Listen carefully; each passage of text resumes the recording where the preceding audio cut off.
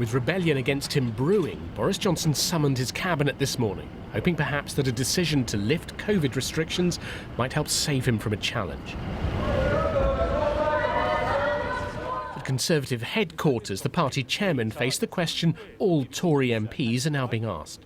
Does he have your support? Of course he does. Of course he does. Are you supporting the Prime Minister? Yes. And backbenchers too were called to Downing Street today.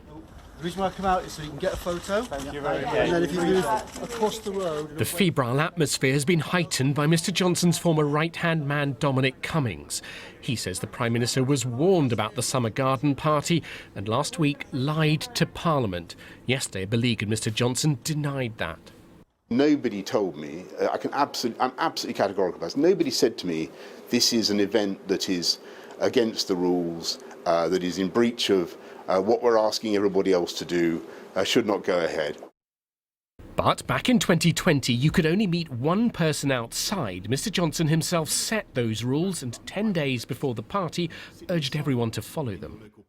You must obey the rules on social distancing, and to enforce those rules, we will increase the fines for the small minority who break them. The Prime Minister in. So Mr Johnson's denials have not placated some in his party. The country needs leadership at this time, and what it doesn't want is a governing party at war with itself. And right now, I'm afraid that I think to many people out there, that's what they're seeing. So I think the Prime Minister should be considering his position, but my position is that we need to wait and see what the facts were. Is it all over, Prime Minister? Is it time to resign? And in a precarious position, he left heading for a potentially crucial Prime Minister's questions. Just before he got there, cheers from Labour benches. The Conservative MP for Bury South, Christian Wakeford, had just crossed the floor to sit on the opposition benches. Can I start by warmly welcoming the honourable member for Bury South to his new place and to the Parliamentary Labour Party. Mr Speaker, like so many people up and down the country, he has concluded that the Prime Minister and the Conservative Party have shown themselves incapable of offering the leadership and government this country deserves. And as for Bury South, Mr Speaker, as for Bury South, let me say to the right gentleman, Mr Speaker, by all leave, may I say to the right honourable gentleman, that the Conservative Party won Bury South for the first time in generations under this Prime Minister, with an agenda of uniting and levelling up and delivering for the people of Bury South. And Mr Speaker, we will win again in Bury South at the next election under this Prime Minister.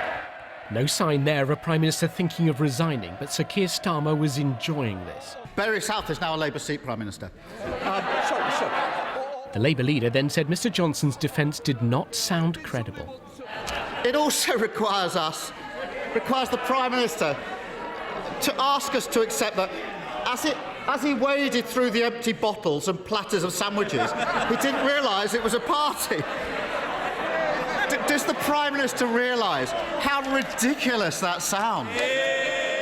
Throughout the pandemic, people across government have been working flat out to protect the British public with huge quantities of PPE, so we can now make 80% in this country, with the biggest and most generous furlough scheme virtually anywhere in the world.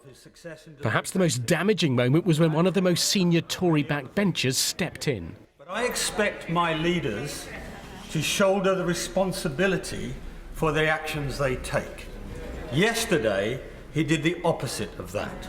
So I'll remind him of a quotation altogether too familiar to him of Leo Amery to Neville Chamberlain.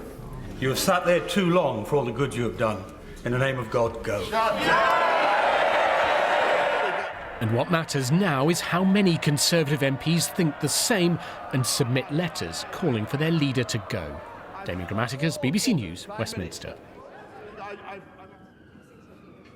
Well, it was a more combative performance from the Prime Minister at Prime Minister's questions in the Commons. And after that, some of his supporters have been rallying round. One minister has been quoted as saying that the anti-Johnson rebels on the Tory backbenches are playing schoolboy politics. And we've also heard from the Prime Minister's press secretary saying if it does come to a confidence motion, he would fight it. Asked if the Prime Minister still thinks he's the best man for the job, his press secretary said yes.